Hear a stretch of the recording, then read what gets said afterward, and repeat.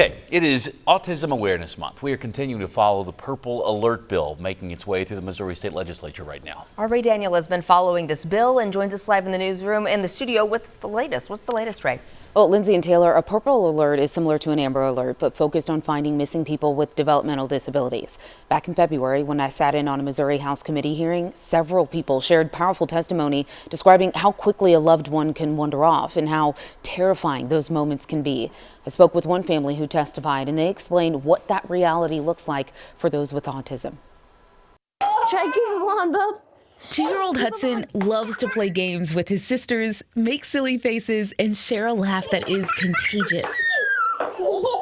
He is one of the most curious kids that I've ever met. For Hudson, communication looks a bit different. He's nonverbal and has autism. This is how he communicates. He uses his AAC device to talk. He has learned colors and his name and family. Usually it's mama to go home. It's one of the reasons why Hudson's mom and his sister, 10-year-old Abigail, testified in support of the Purple Alert bill. Similar to an Amber Alert, but specifically identifying missing people with developmental disabilities, being a voice for Hudson. Families like mine live with the fear that never turns off. Doors are checked, water is watched, silence is listened for, because we know the truth. I always say that I'm the protector of my siblings, but I know I need help with Hudson. And one word that kept coming up in many of the testimonies, elopement. So elopement happens when their nervous system goes into flight mode. It can be out of nowhere.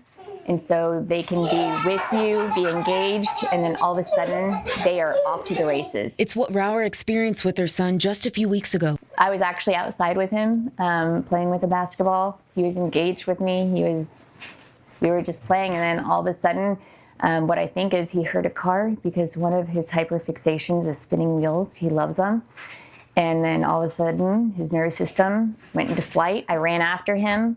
I was able to lunge and grab his arm, but then I fell, head hit the concrete. I was knocked out.